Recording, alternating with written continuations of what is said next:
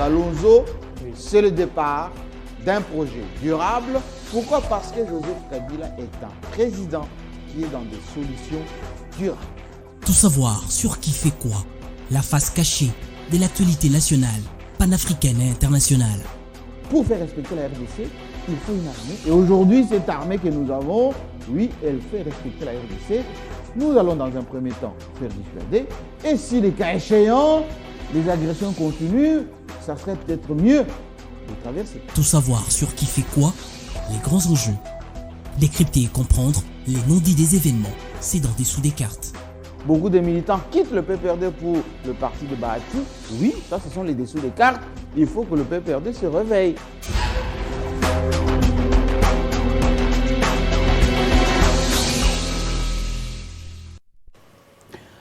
Le Congo agressé, alors qu'à l'intérieur, oui, l'élite semble oublier ce qui arrive à Bunagana et avec une sorte d'auto-flagellation.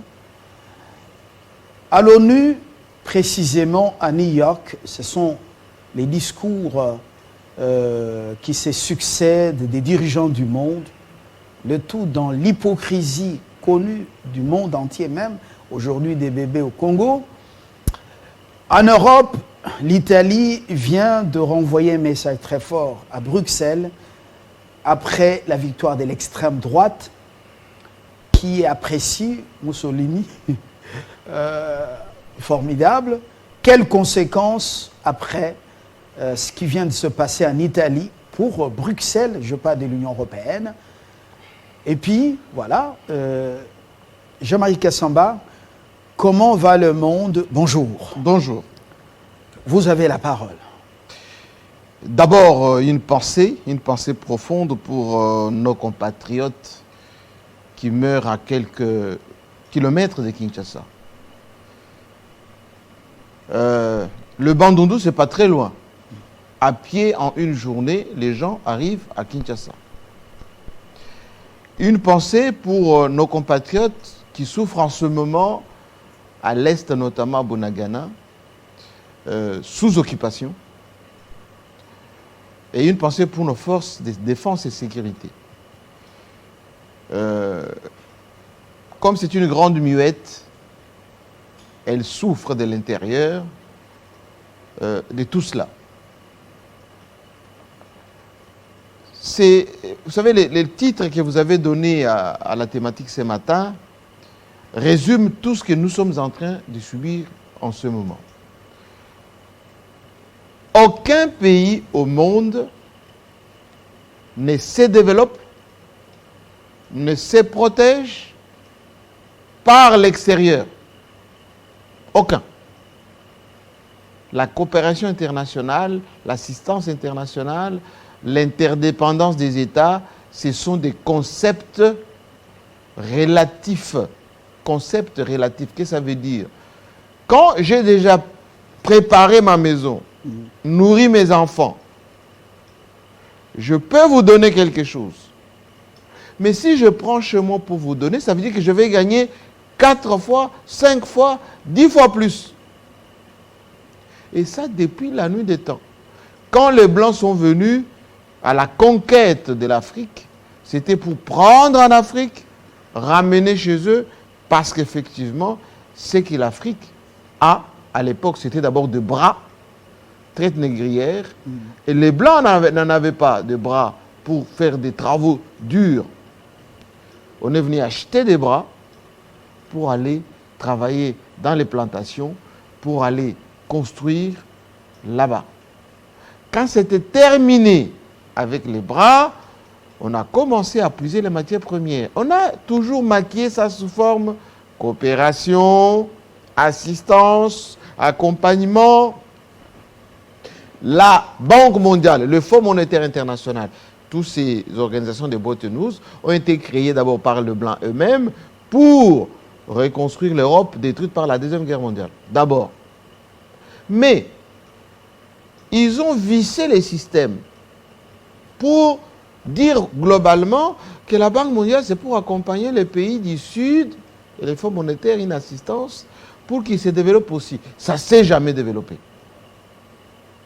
Tous les programmes proposés par les systèmes des Nations Unies, ou plutôt international financier, n'ont jamais développé quoi que ce soit. Bien au contraire, ça a endetté ces pays pour produire l'endettement et le poids de la dette a appauvri suffisamment. Pour revenir chez nous, qu'est-ce qui se passe? Le contrepoids aujourd'hui, c'est les BRICS, avec à l'initiative de la Chine et de la Russie. Oui. Le Brésil est dedans, l'Afrique du Sud déjà dedans. Donc ça s'annonce quand même. Dans tout ça, l'Afrique contemple, victime, admiratrice. Oui, c'est-à-dire que il y a eu les deux blocs. Le communiste, avec l'URSS en tête, collectivisme, économie planifiée. Le capitalisme avec les États-Unis en tête, avec ce qu'on appelle l'entrepreneuriat privé, l'intérêt du capital, etc. Hein. Lisez Karl Marx, il va vous apprendre quelque chose. Et puis il y a eu les non-alignés. La première réunion des non-alignés, 1955, c'était en Inde. Et de là est né justement ce qu'on a appelé le tiers-monde. Le tiers-monde, c'est tous ces pays qui ne se sont jamais développés et qu'on doit assister, etc. Mais aujourd'hui, c'est le tiers-monde qui est devant. C'est la Chine qui est devant. C'est l'Inde qui est devant. Et ils veulent traîner tout ce qui n'était pas dans le communisme, enfin, dans le capitalisme. C'est l'Union soviétique qui a abandonné son communisme radical. C'est aussi le Brésil et quelques pays africains, l'Afrique du Sud, le Nigeria. L'Algérie est en train de suivre. Nous devions peut-être aller dans le BRICS, sauf notre dépendance à l'Occident, pour ne pas dire depuis les Belges, les Américains sont venus mettre leur crapin dessus. Je dis tout ceci pourquoi? Parce que les gens pensent que ce qui se passe avec Bunagana, c'est une génération spontanée, c'est innocent, le tout-puissant Rwanda, avec l'armée bien sophistiquée, utilise l'M23 pour occuper chez nous. C'est faux. Les gens pensent que ce qui est ici à Kwamout, là, bientôt, c'est les Kwilu qui est attaqué. Oui, parce que vous avez voulu qu'on commence par chez nous. Qui tue, qui massacre à Kwamout? Ce sont les conséquences de la manipulation sociologique de peuples à des buts de déstabilisation de pays. Les sociologues des pays occidentaux se cachent souvent derrière les causes nobles pour opposer les communautés. Je vous avais parlé la fois dernière des Pygmées et les Bantous dans les Tanganyika.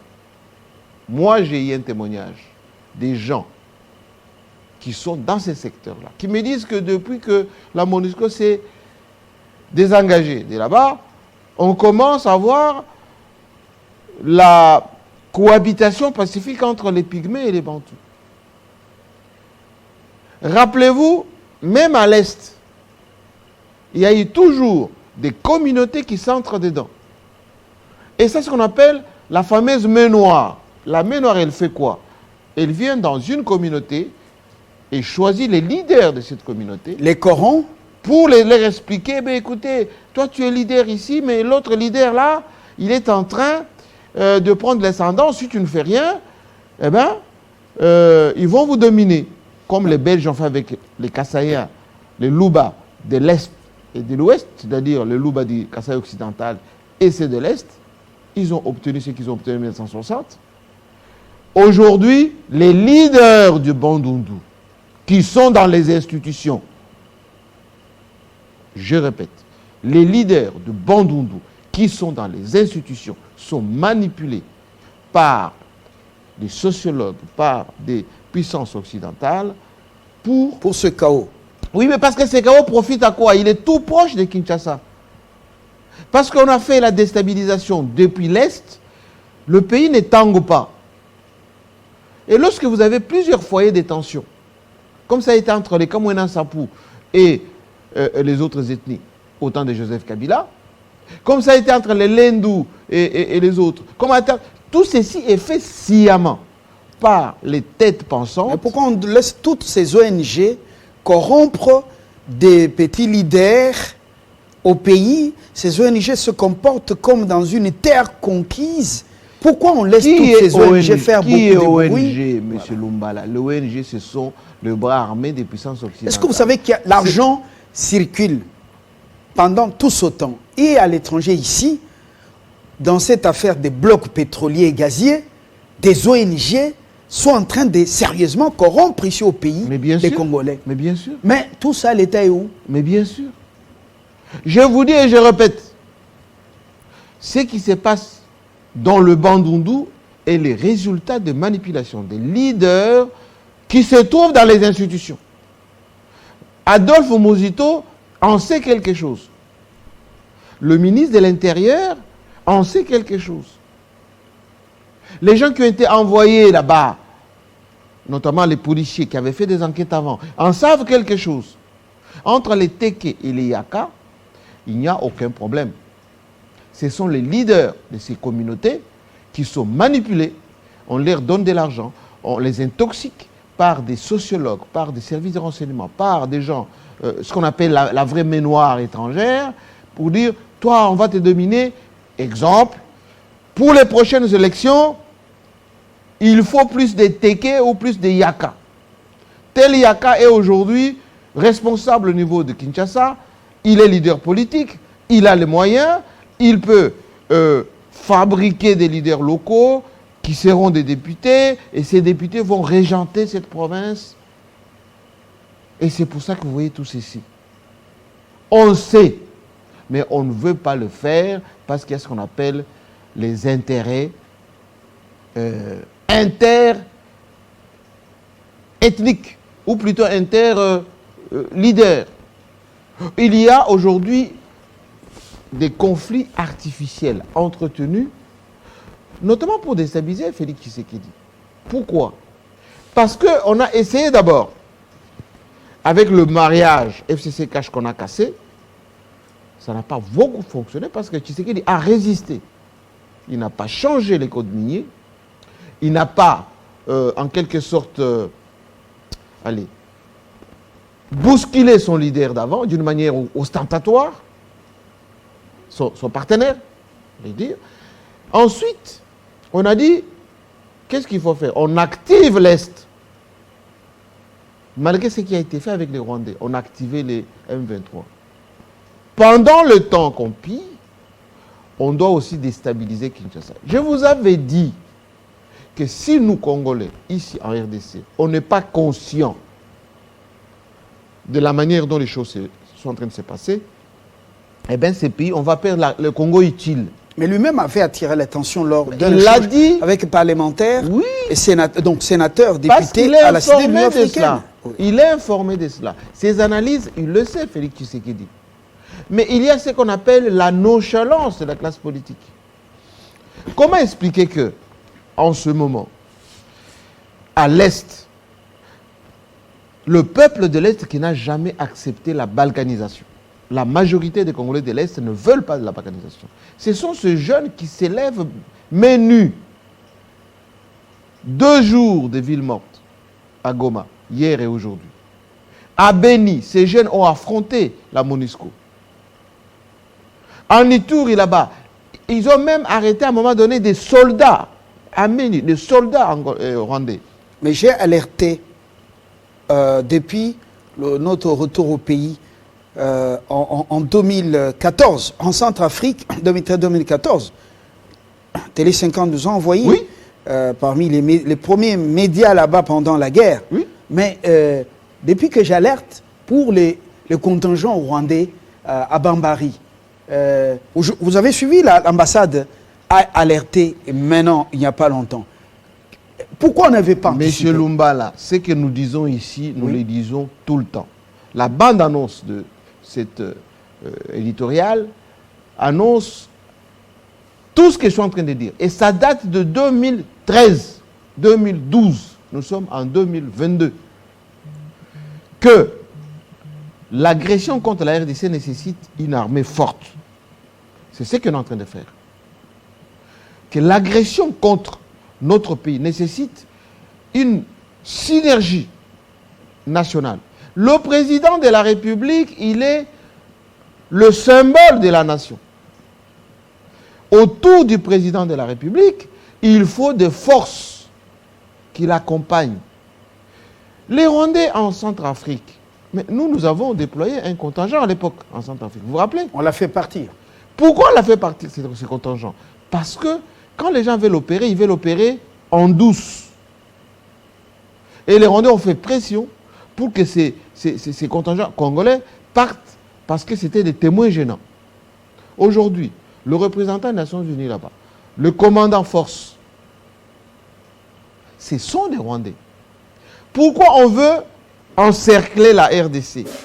C'est parce que lorsqu'il y aura plusieurs foyers de tension, vous n'aurez pas à résister d'une manière concomitante. Est-ce qu'ils font déjà des champs chez Sassou Nguesso? Ça, je ne sais pas encore, mais il faut vérifier. Ça fait partie du travail d'intelligence dans la sous-région. Et donc, nous ne pouvons pas ne pas alerter. Nous continuons à alerter. Le président de la République a fait un discours très courageux. Très bon discours. Son discours. Il ne faut pas que les gens lisent entre les lignes. Au GMK aurait voulu dire. J'ai dit que c'est le président de la République qui a prononcé le discours aux Nations Unies. Il a les services à sa disposition qui écrivent ce discours, mais c'est son discours. C'est un bon discours. Ce qui manque aujourd'hui, M. Lumbala, c'est le service après-vente. Vous avez posé une bonne question. Qui tue? Je vous ai dit, des leaders manipulés qui sont dans les institutions pour laisser faire tout ceci. Mais pourquoi, diantre, on continue à laisser que nos compatriotes meurent, que ça quitte le Kwamut pour aller au-delà? Pour affecter Kinshasa. On prend la Minute Info parce que nous sommes en direct. On revient à vous, Christian. Rebonjour. Bien, merci d'être avec nous, mesdames et messieurs. Place à l'actualité à présent.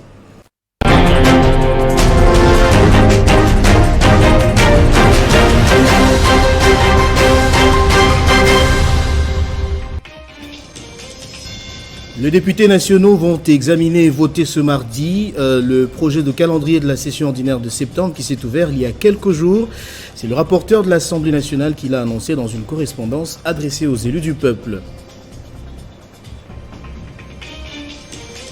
Des questions sécuritaires du pays, particulièrement la situation qui prévaut dans le Grand Bandundu au centre d'une importante réunion présidée par le Premier ministre à la primature. Il était question de combattre cette situation qui nécessite l'implication de l'ensemble du peuple congolais ainsi que de tous les services de sécurité. Et puis sachez que l'ancien président français François Hollande, en visite en République démocratique du Congo, son agenda prévoit une descente à Bukavu à l'hôpital de Panzi du prix Nobel de la paix Denis Mukwege ce mardi, où il va inaugurer un bloc opératoire accompagné d'une dizaine de personnalités. L'ex-président français effectue sa deuxième visite après celle de 2012. Le militaire congolais qui avait été arrêté samedi au Rwanda après avoir traversé la frontière avec son arme a été libéré et est rentré lundi à Goma en République démocratique du Congo, annonce faite par un responsable administratif local. Selon le colonel Molengo, ce soldat avait été pris par des militaires rwandais à hauteur du village Kabagana alors qu'il était parti chercher du bois. Et puis en Ituri, la peine de mort a été requise lundi contre 11 personnes, dont 2 colonels de l'armée accusés de meurtre en mars de 2 ressortissants chinois travaillant dans les secteurs miniers dans le nord-est. Selon le procureur, ils ont organisé et planifié l'attaque contre le convoi des Chinois le 17 mars 2022 dans le territoire d'Irumu dans le but de récupérer 4 lingots d'or et $6 000 transportés par les victimes. Le gouverneur militaire de la province du Nord Kivu, le lieutenant-général Lima Constant, a levé le couvre-feu qui était en vigueur dans la ville de Goma tous les jours de 22h à 4h du matin dans un arrêté rendu public lundi. Et puis, triste nouvelle pour la population du Kasaï central et surtout celle de la ville de Kananga en particulier. Le chemin de fer qui relie Ilebo à Kananga a été coupé par un grand ravin à la gare de Benaleka. Nous sommes là, dans le territoire de Ndemba. Les commerçants lancent un cri d'alarme aux autorités centrales et provinciales. En Asie, début des funérailles nationales ce mardi au Japon en hommage à Shinzo Abe, ancien Premier ministre japonais assassiné en juillet. L'événement suscite des vives critiques au pays.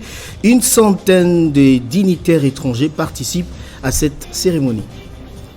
Tous ces titres vous seront développés dans la grande édition de 13h. Entre-temps, l'actualité reste en continu sur les www.tele50.cd.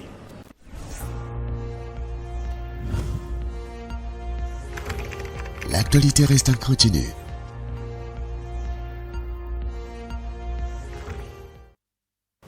Voilà.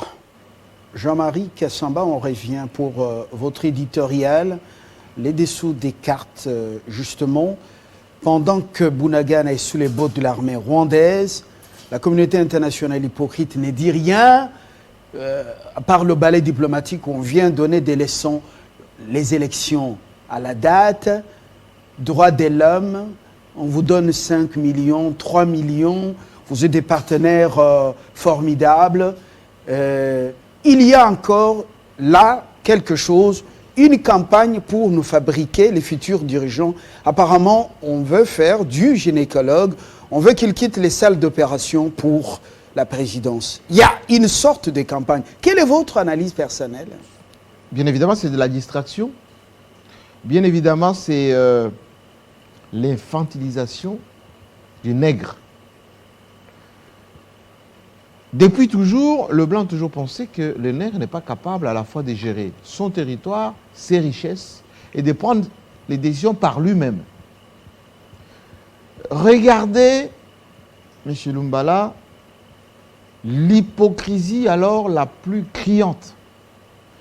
Pendant que nous sommes en train de faire cet éditorial, ces analyses, on va dire, de ce qui se cache derrière les faux semblants, il se tient au Rwanda un grand séminaire où beaucoup de scientifiques se retrouvent là-bas pour analyser les pandémies.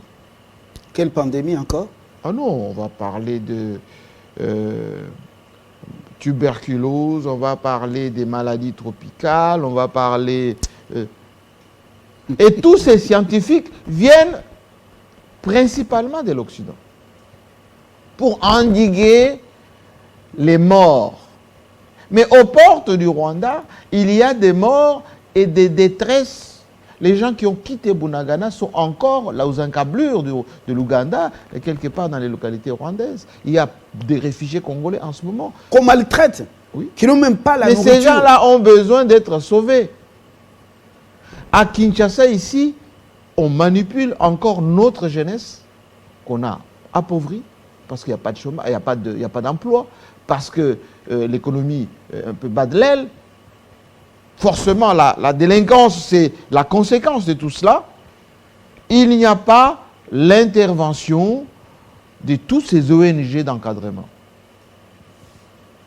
Il n'y a aucun communiqué, je dis bien aucun communiqué, ni des ONG, ni des ambassades, ni des organisations panafricaines, internationales, pour alerter sur ces tueries, pour ne pas dire ces victimes congolaises.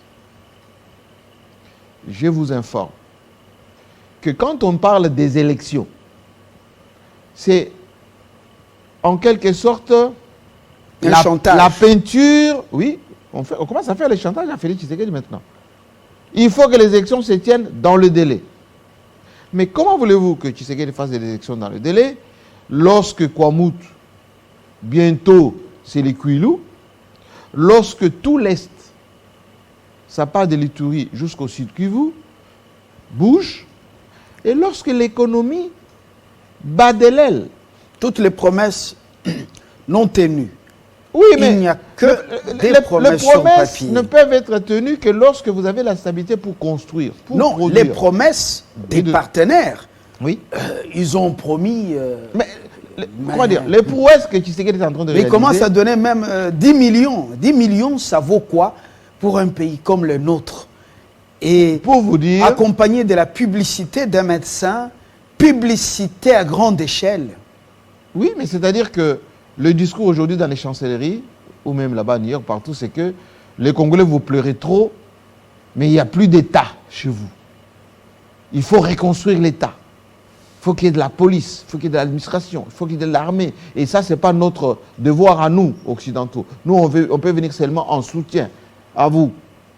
Mais comment voulez-vous qu'on puisse construire l'État pour renforcer l'État lorsque vous faites tout pour affaiblir cet État? Avec la CIA omniprésente ici, Oui, qui déstabilise l'appareil de l'État dans tous les domaines. Je vous ai dit que bientôt vous allez voir les ONG ressurgir.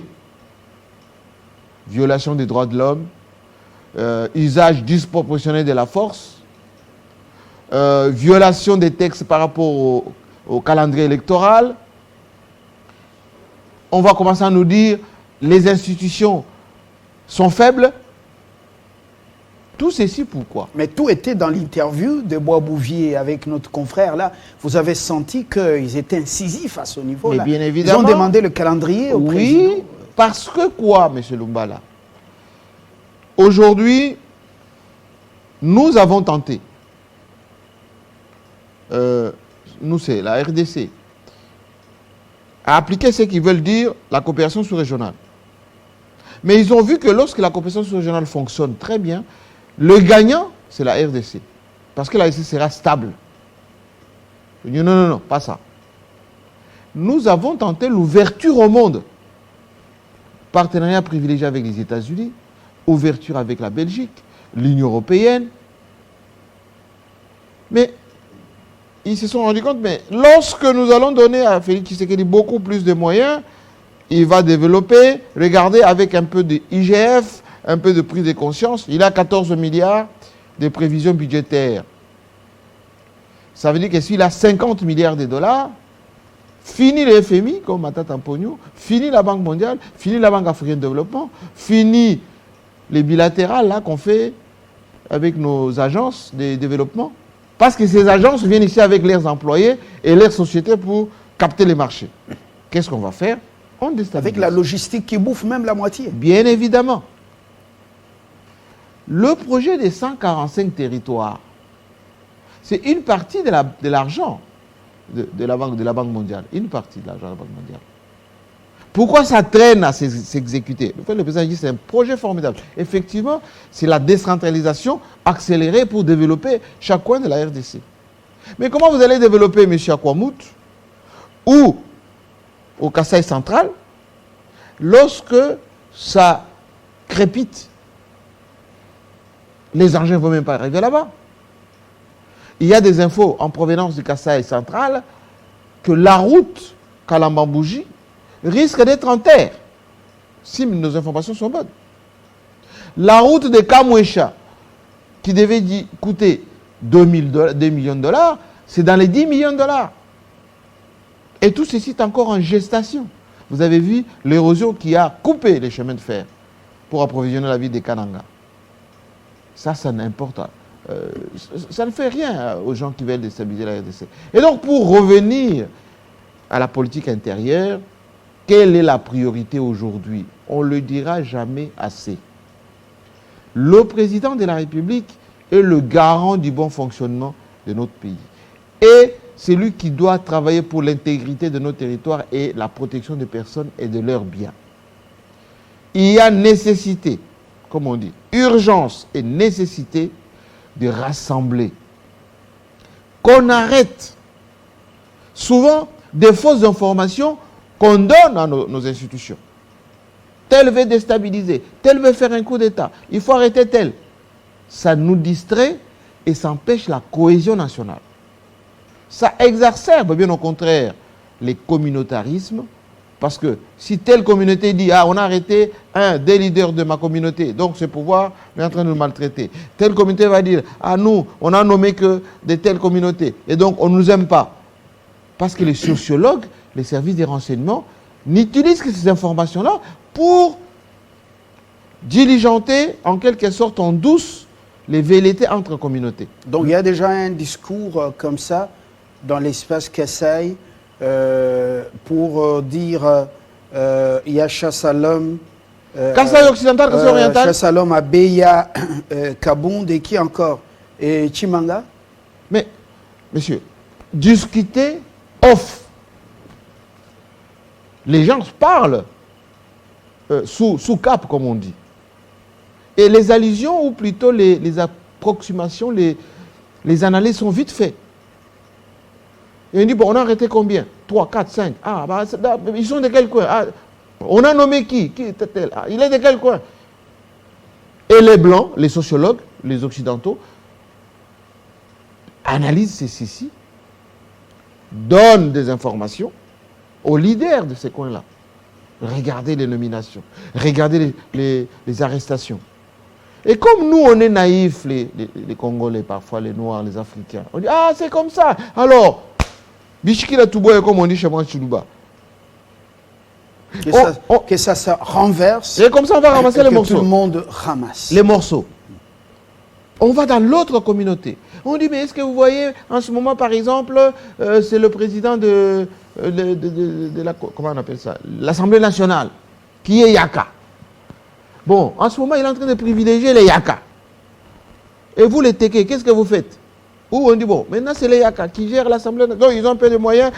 Vous voyez, des allusions comme ça, les sociologues analysent et mettent la matière à la disposition des politiques, ceux qui manipulent pour déstabiliser le pays. Nous devons, les services d'intelligence de notre pays, les services de renseignement, les services de sécurité, devraient rappeler les leaders. Moi, je salue toutes les réunions que le Premier ministre est en train de faire, le ministre de l'Intérieur est en train de faire. Au lieu d'aller chercher de faux chefs coutumiers, il faut qu'on en prenne des bons. Mais les médias pyromanes, un nombre impressionnant, avec des réseaux sociaux, amplifient ce travail des labos des Occidentaux ténébreux. Oui. Alors, mais c'est la bonne guerre. Qui finance ces tweets en ligne, ces médias en ligne? Souvent, vous allez voir qu'on les invite dans des réunions de renforcement des capacités. Aide aux médias, le média de la société civile. Et qu'est-ce qu'on leur donne? Un peu de subsides, pas beaucoup. On leur dit, voilà, vous devez être l'œil et l'oreille de la société, vous devez dénoncer les violations des droits de l'homme.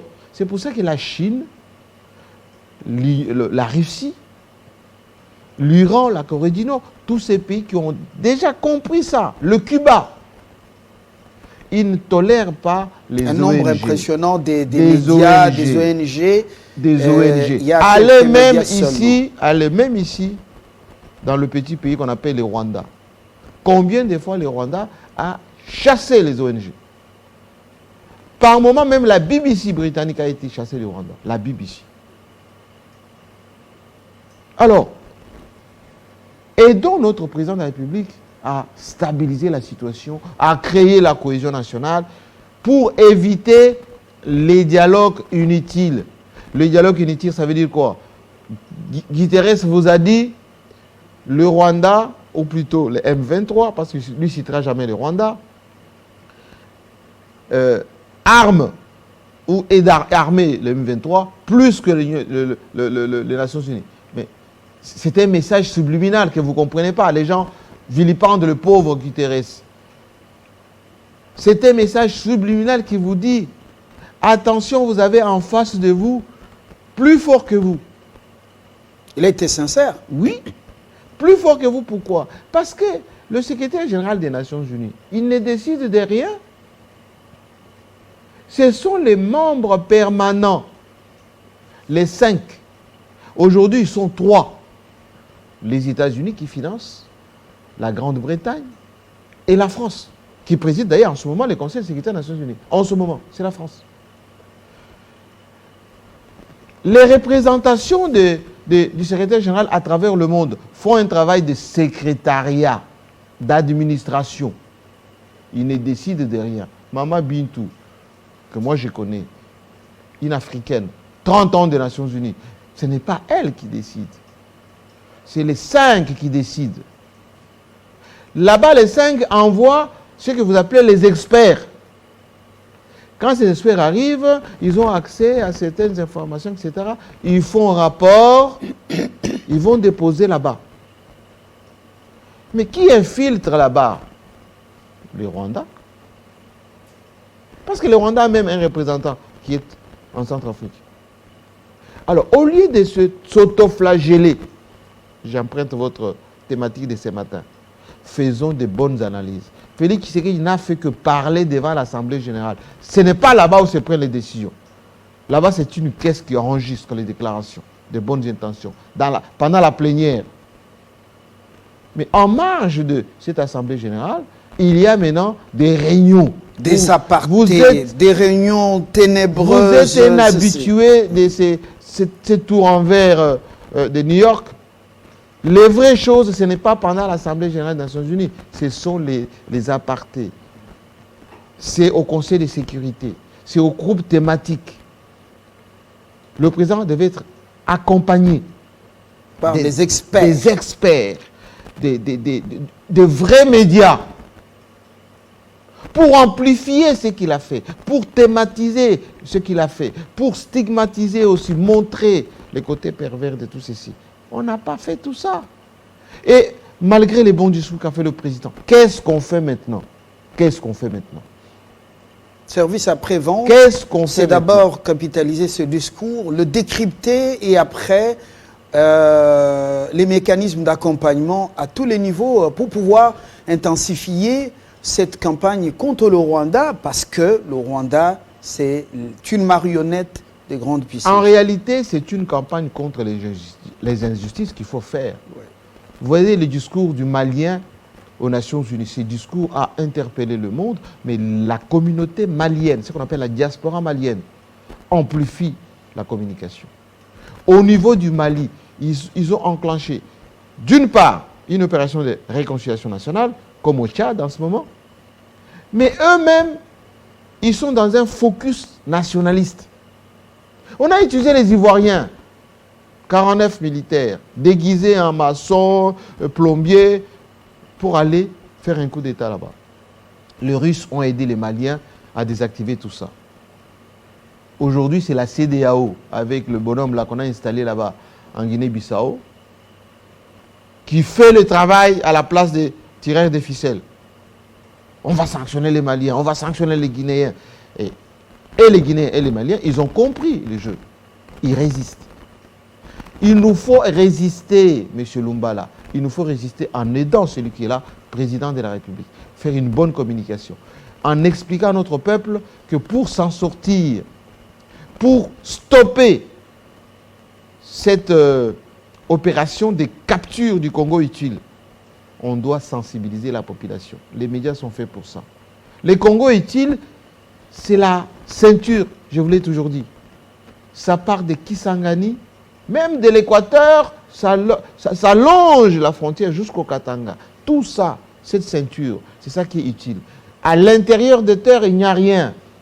Dans le bande, il n'y a rien. Ici, à Kinshasa, où il y a les institutions, il n'y a rien du tout. Donc, on peut déplacer la capitale, comme c'était pensé à l'époque, au niveau des Kananga, parce que c'est le centre, mais en réalité, les Congo utiles, c'est là-bas. Et pour garder ce Congo utile, il nous faut de la résistance. Il ne faut pas diviser notre armée. Il ne faut pas affaiblir nos services de renseignement. Mais les infiltrés seraient très mis à contribution, ou seraient mis à contribution par Kigali, maintenant avec des contacts. Est-ce qu'il faut laisser les infiltrés faire leur boulot? Monsieur, est-ce que les infiltrés dont vous dites, ils sont plus nombreux que les Congolais? Non. Mais il faut les désactiver maintenant, de leur poste de commandement. Mais qui garde les infiltrés? Si on scrute très bien le gouvernement de la République, on top ministère par ministère, on peut les trouver, ces infiltrés. Mais vous allez parler de la chasse à l'homme, vous allez parler des droits de l'homme, vous allez dire... Non, M. Lumbala, il n'appartient pas aux institutions de la République de stigmatiser.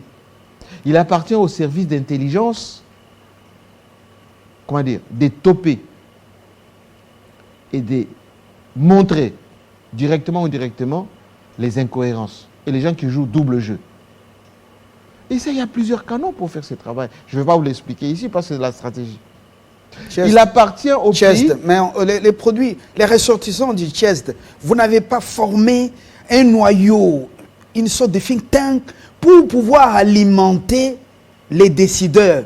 Vous préférez les plateaux de télé. Mais il existe. Mais les ennemis en profitent. Mais il existe ces noyaux. C'est le général Moulande qui est là, qui est aujourd'hui le patron de l'école de guerre. Mais ça dort. Qui est notre superviseur, le général Moulande, il est là. Mais on ne nous consulte pas. Je suis obligé de dire certaines choses pour alerter, mais on ne nous consulte pas. Je vous avais dit ici qu'en Centrafrique, on va nous encercler de ces côtés-là. On ne prend aucune initiative. Je vous avais dit que bientôt on va déplacer cela à l'ouest. On ne m'a pas écouté. Je vous ai dit maintenant que dans nos capitales, dans nos grandes villes maintenant, on va utiliser la jeunesse sous couvert de la délinquance pour s'aimer le chaos, et ce chaos va déstabiliser les institutions. On ne nous écoute pas. Je vous avais dit que... Mais le gouverneur ici... mais le gouverneur, il va faire quoi de plus, le gouverneur? C'est un administratif.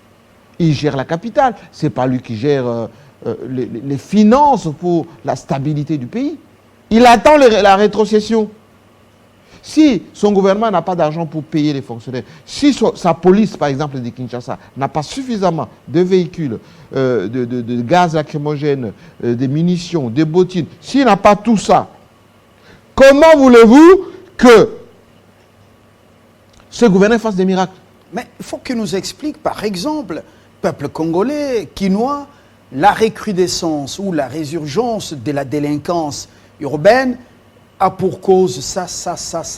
Voilà, prenez telle disposition. En attendant les moyens, voilà ce qu'il faut faire. Mais on ne nous dit pas le colonisme qui refait surface, il vient d'où? Je vous fais une petite explication des textes. La délinquance est un fait de société qui existe partout dans le monde. Vous allez à New York, vous allez trouver les délinquants, les gangs. Vous allez en Afrique du Sud, vous allez trouver la délinquance la plus violente. Vous allez au Nigeria. Toutes les agglomérations, ce qu'on appelle les mégapoles, ont toujours l'air lot des délinquants. Alors, mais maintenant, la résurgence, et le phénomène prend de plus en plus de l'ampleur. Pourquoi? À Kinshasa. Pour quelles raisons? Simple. Oui. Je vous ai dit que lorsque vous détruisez l'économie, donc pas d'emploi, ventre affamé, point d'oreille. Lorsque vous créez ce qu'on appelle l'exode rural, ou plutôt, oui, l'exode rural, des gens qui quittent les provinces. Kinshasa absorbe toutes les misères de nos provinces. Ça vient de Bandundu, à pied. Ça vient du Congo central, à pied. Ça vient même du Kasaï aujourd'hui, à pied. Les Wewe que vous voyez partout, à pied. Et quand ces gens arrivent ici, il n'y a pas d'activité économique, ils vont se servir sur la bête. Et lorsqu'il n'y a pas une force publique équipée, notamment la police, eh bien, elle sera débordée. Et donc, on est dans une situation où quand les sociologues font ce type d'analyse, ils disent, mais pourquoi vous allez chercher les miliciens loin? Vous avez des gangs qui sont mal payés qui sont ici. Il suffit seulement de les instrumentaliser et vous avez le travail que vous voulez. Vous avez tout dit, sociologue, autrement, les agents des services de renseignement extérieurs sont très actifs ici, là, à travers certaines structures de développement. Voilà. Donc l'urgence, M. Lumba, là, c'est encore une fois l'unité nationale, la cohésion. Il n'est pas tard que le président appelle, consulte. S'il ne veut pas le faire sur le plan, on va dire, officiel, qu'il envoie des émissaires. Regardez, Fayoulou est en train de mobiliser au Canada, chez les Blancs. Et l'un des pays qui manipule le plus d'ONG à travers le monde pour la déstabilisation des pays, c'est le Canada. Mais lorsque les vrais mains obscurs, les vrais mains vont mettre la main, je ne dis pas qu'ils vont le faire, sur un Fayoulou qui est un vrai populiste en matière de discours, demain vous allez dire, mais Fayoulou est en train de déstabiliser la République. Non, je pense qu'il faut anticiper. Rappeler les leaders à l'intérêt commun, général, dire si nous ne faisons rien, le pouvoir qu'on se dispute ici à Kinshasa ne vaudra plus rien.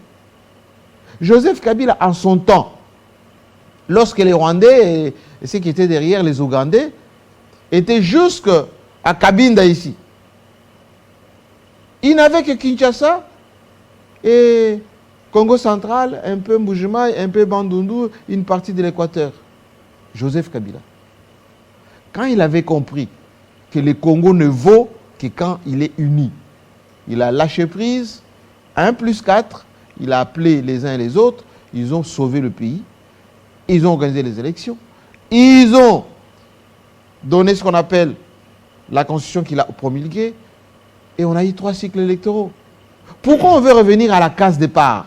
Vous avez dit tout à l'heure l'erreur qu'on avait commise à l'époque. C'était Sun City. Sun City. Est-ce que nous ne vivons pas les conséquences des Sun City? Mais quand les Occidentaux vous disent allez négocier avec les Rwandais, les Ougandais, c'est quoi les cahiers des charges? Mais c'est toujours Sun City. Le cahier des charges, ça sera quoi? On va vous dire, les Rwandais vont se cacher derrière. Ah non, non, non, nous on n'a pas de problème, nous on veut seulement la paix, mais pour le moment il faut qu'ils intègrent les minorités qui sont froissées. Et comme dans les minorités, ils sont capables d'injecter les ressortissants dedans, on va les injecter. Pas c'est déjà fait. Ils seront chez nous. Les Ougandais vont faire la même chose. Ils seront chez nous. Et on va influer au niveau de l'Assemblée nationale, on change des textes. On va influer au niveau des institutions, notamment des ministères, mais pour comment prendre des un mauvaises grand décisions. peuple comme ça, la Bible dit même un peuple redoutable, dans Ésaïe, ce peuple peut se laisser imposer des choses par Mais parce qu'on n'écoute des pas. incirconcis Mais parce comme ça. qu'on n'écoute pas, monsieur. On est dans le calcul, excusez-moi du terme, nombriliste. Ôte-toi que je m'y mette et je vais faire mon petit beurre pendant le temps que je sois là. Mais on ne regarde pas les perspectives. On parlera tout à l'heure de l'Italie. Oui, nous en sommes, parce que c'est le dénouement. L'Italie envoie un signal fort à Bruxelles. C'est l'extrême droite aux affaires, ou qui a remporté les élections. Vous avez vu, les Italiens sont révoltés. Mais il y a quel est le vrai message? Le message est que l'Europe est en crise forte, économique, et maintenant, la crise économique crée la crise politique. Les extrêmes, ce qu'ils appellent là-bas la droite de la droite, ce sont les gens qui sont pour le nationalisme, c'est-à-dire revenir sur soi, protéger ses intérêts, travailler renvoyer pour son les pays. migrants. Oui, entre autres. Les Suédois l'ont déjà fait. C'est déjà fait. La Hongrie l'a déjà fait.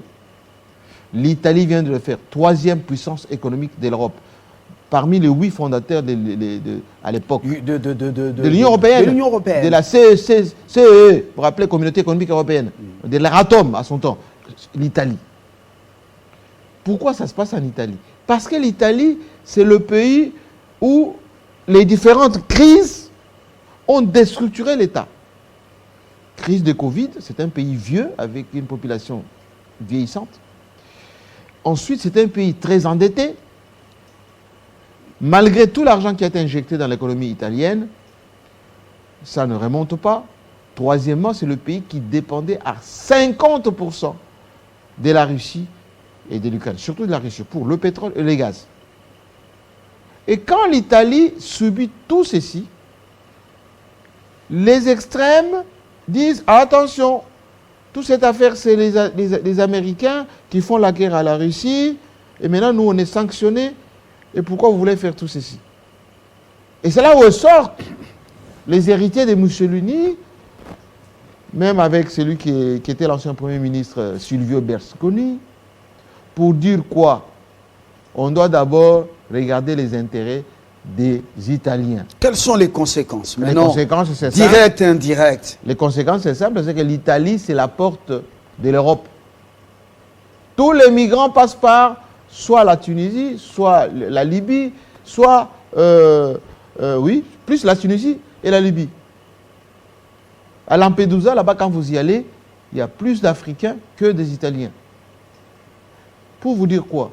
L'Italie va essayer de fermer les frontières, mais ça ne va pas marcher.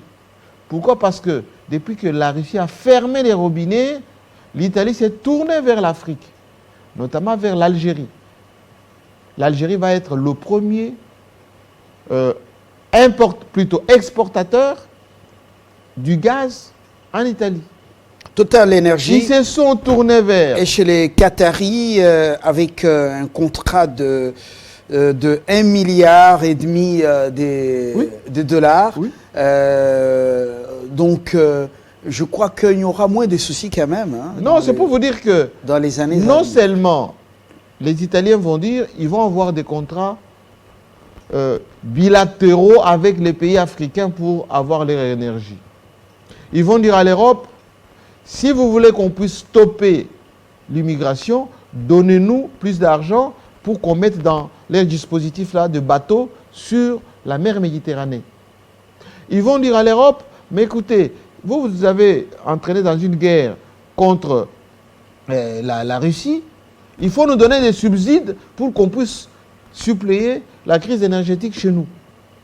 Conclusion, c'est l'Europe qui sera fragilisée et la France qui surendettée risque de lui emboîter les pas dans les prochaines échéances, lors des prochaines échéances électorales. Et c'est pour cela, oui, bien évidemment, la France est sur le chemin. L'Allemagne et comme Marine Le Pen n'a pas jeté l'éponge, elle reste en politique. Et quand vous écoutez Marine Le Pen, elle dit les sanctions contre la Russie, c'est une foutaise, entre guillemets, ça n'a pas marché.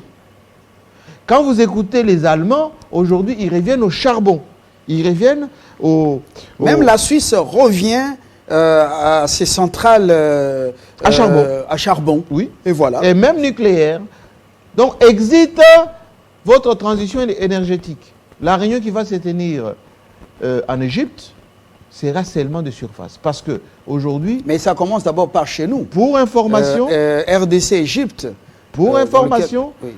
L'Afrique du Sud s'est enrichie seulement ces 6 derniers mois avec beaucoup d'argent gagné grâce au charbon. C'est le premier aujourd'hui exportateur du charbon du continent, mais également supplante même beaucoup de pays. Mais avec un véritable souci énergétique, trop de coupures de courant. Oui, c'est parce que les centrales sud-africaines, à l'époque, fonctionnaient avec le nucléaire. On avait fait fermer tout cela parce qu'ils avaient peur que l'Afrique du Sud développe l'arme nucléaire. Et l'Afrique du Sud voulait importer l'énergie chez nous.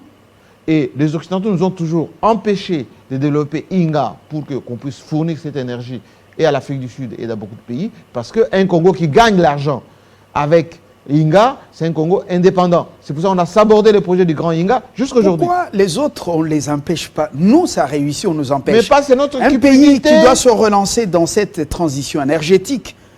Le lithium, il n'est pas seulement Manono. Ce matin, Abel me disait qu'on a découvert des gisements importants de lithium, de cobalt et même de cuivre au Kasaï. Oui. Et puis, un pays... on a tout ça. Pays solution. J'ai dit, on a tout ça. Comment on ne peut pas se relancer pour faire contourner les petits mercenaires? La naïveté, M. Lumbala. On ne le dira jamais assez, c'est la naïveté. L'hydrogène, les Italiens et les Australiens sont dans le Congo central. Ils ont obtenu le site de Matadi et Inga.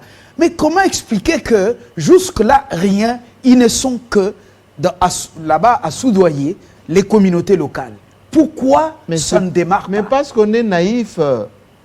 Moutinga l'avait écrit.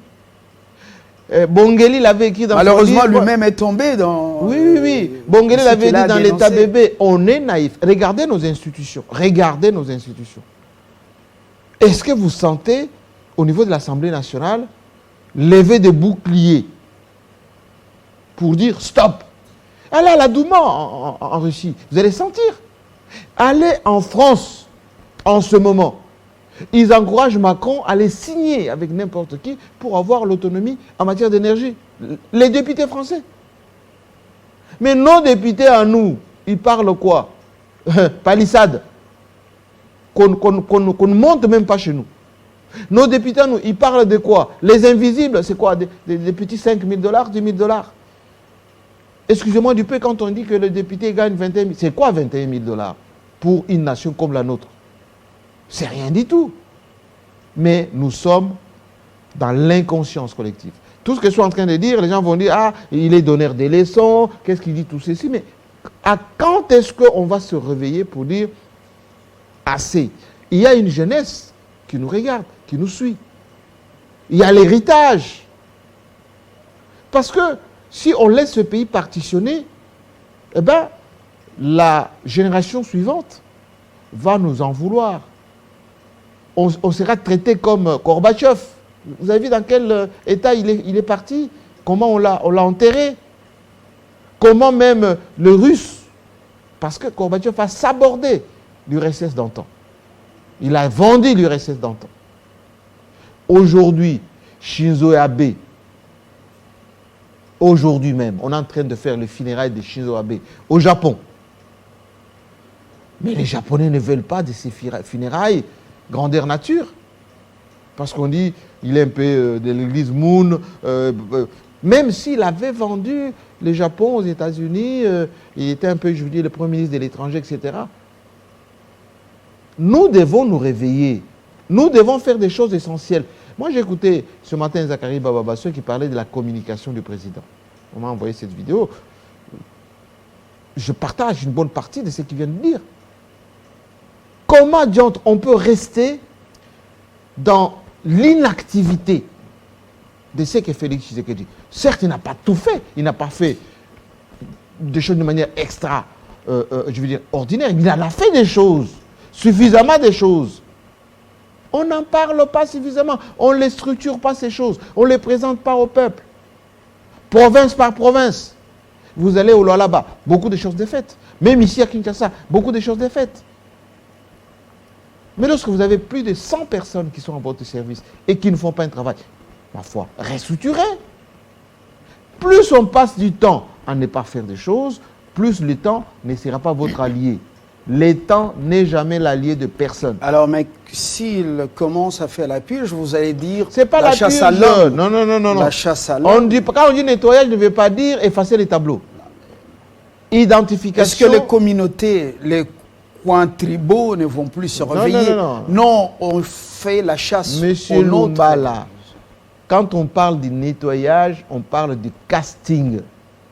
Il faut sélectionner les bons, leur donner des objectifs à atteindre, ce qu'on appelle le cahier des charges, leur donner de la logistique, faire le brief et débriefer. Ce n'est pas au président de le faire. Ça fait Le président, c'est un leader. Le président, c'est un leader. Il donne une vision. Il fait travailler des services. Et il leur demande des comptes. Rappelez-vous, et c'était au fleuve Congo, lorsqu'il a réuni les gouverneurs de province. Il leur a dit, tous les 3 mois, je vais évaluer votre travail. Mais le gouvernement a un chef du gouvernement. Et puis, il y a un porte-parole. Bien sûr. Ce n'est pas seulement la redevabilité non, je parle, qu'on fait je parle du leadership national. Quand même. Parce que quand il va faire ce qu'on appelle l'état de la nation, celui qui fait l'état de la nation, ce n'est pas le Premier ministre. Lorsqu'il va se présenter l'année prochaine aux élections, si effectivement il y a élection, il va parler de lui. D'ailleurs, quand vous écoutez l'interview qu'il a fait avec Bobouvier et Perelman, qu'est-ce qu'il a dit? Moi, je vais avoir un bilan l'année prochaine. Il a cité 3 domaines. Il a dit l'état des sièges. Il a parlé de projets. Il a parlé de gratuité de l'enseignement et sur le plan médical, etc.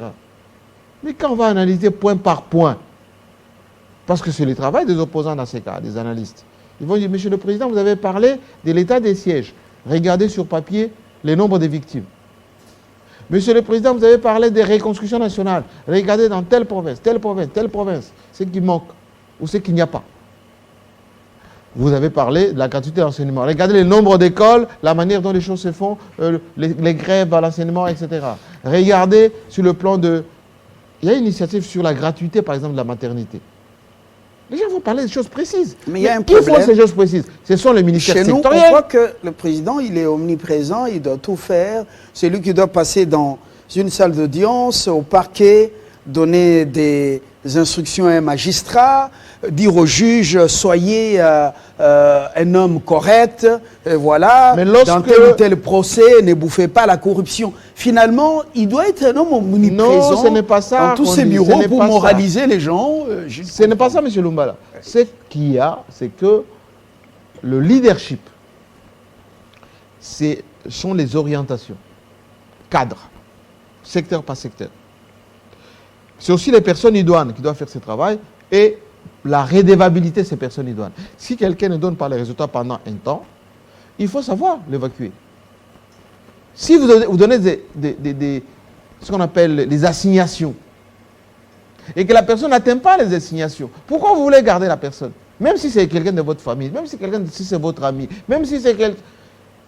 Notre pays doit opter pour la méritocratie. La méritocratie n'a pas de sentiments. On appelle ça marketing stratégique avec objectif. Vous faites de la stratégie et vous avez des objectifs à atteindre. Si vous n'atteignez pas vos objectifs, on vous remercie, on recadre. Mais quand nous sommes dans une culture de mou comprenant, c'est notre tour, quels que soient les résultats, on est toujours ensemble, ça ne fonctionne pas. Voilà. Je suis Kassamba, je vous remercie de votre éditorial raconté. Je crois que dans tout ce qui a été dit, c'est pour le bien du Congo et que cela soit capitalisé. Merci à vous. Excellente journée et c'est l'occasion pour nous de vous dire merci de nous avoir suivis depuis 7 heures. Heure de Kinshasa, nous jetons l'encre par ici avec espoir de vous retrouver demain. Au revoir.